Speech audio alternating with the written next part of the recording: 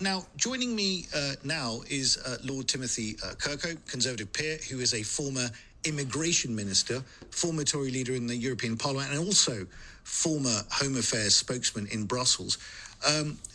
Lord Kirkhope, a very good evening to you. Thank you for joining me. What do you make of this announcement by the government that it is to get these 2 additional barges?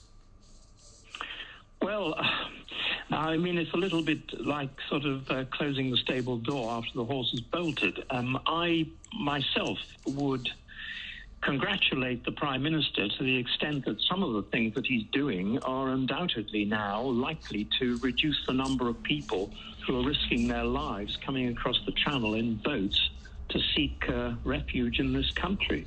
But I don't think that this answers the big question of the backlog, the large number of applications that there are, which should be dealt with faster. And what worries me is that we're going to commit an awful lot of money to providing barges and other kinds of accommodation, hotels already, when in fact that money, in my view, would be better spent on increasing the number of officers and people involved in making certainly the initial decisions as to whether or not to grant asylum. Because most of the people actually who are applying for asylum, and I know that from my own experience, probably don't meet the criteria of the United Nations from 1951, which would allow them to have that kind of asylum. And looking at the figures of where people have been coming from, admittedly the greatest number in the last full year we have is from Albania. I congratulate the government on doing a deal with Albania to take them back. But after all, that's meant to be a safe country. And therefore, seeking refuge for asylum from a safe country seems a bit odd. And also, no less than 3,200 of them were coming from India and 2,500 from Pakistan. Both of these countries in the Commonwealth, both of these countries democracies, both of these countries supposedly safe. Well, obviously, therefore, a small number of people only could possibly be claiming asylum on a legitimate basis. Lord Kirkhope, what do you make of the fact that the government is saying now that its plans are actually working, and the number have actually been coming across this year, and I'm reading here, is that 3,793 people arrived in small boats. It's a 17% decrease on the number last year. This plan is now working, isn't it?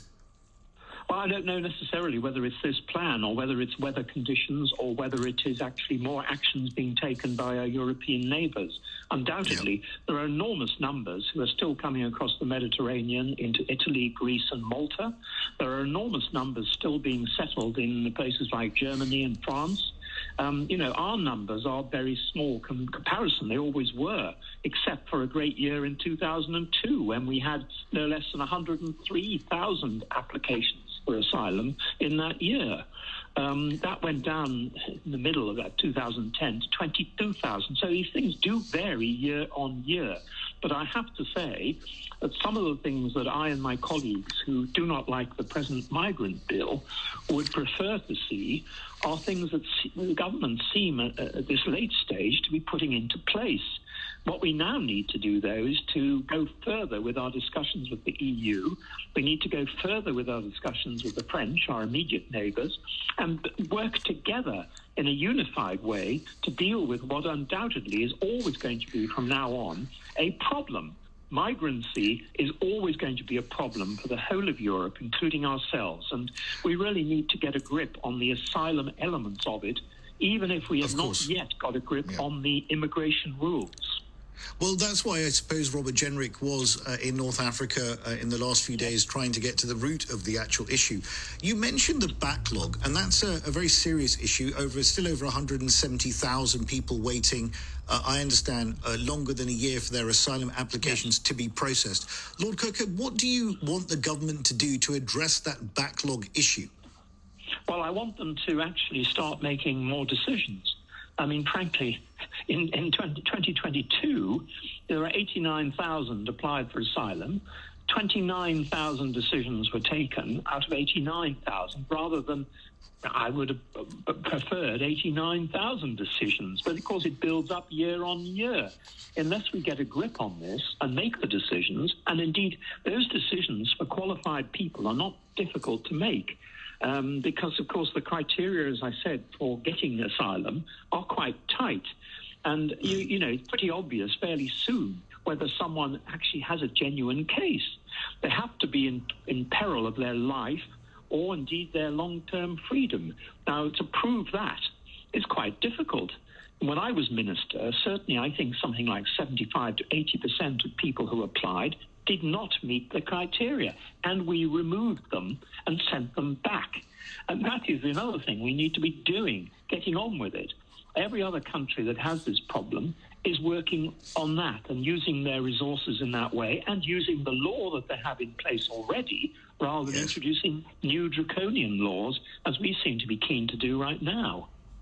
And what do you make of the criticism about these barges that are coming in now, that are being procured by the government? We heard Richard Drax at the top there. He was talking about this, and he's described this as a quasi-prison where you're going to have multiple people living in each, whatever you can call them, rooms on the boat or on the barge. What do you make of this plan? Well, I used to be a member of Parliament in the House of Commons, and frankly, the members of Parliament are there to look after the people they represent, and no doubt the people in his area don't want it. Like a NIMBYism, I'm afraid. The only problem is, I'm not accusing Richard or indeed anyone else of anything like this, but it is almost inevitable that quite a number of members of Parliament have been the ones who've been shouting the loudest for the most draconian measures to be introduced regarding people who arrive here, whether it is illegally or whether it is simply irregularly. But they're the ones that shout the loudest. The trouble is the implications of that mean that we have to actually introduce some form of detention whilst their cases are being dealt with. I think they need to put the pressure on the government, not in relation to the introduction of barges or indeed hotel facilities or whatever it may be, but to speed up the whole process of getting decisions so we don't have this pressure on us.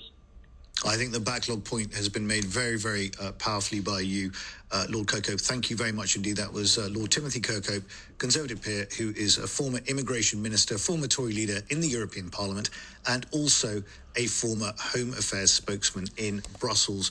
Thank you very much indeed for joining me. So you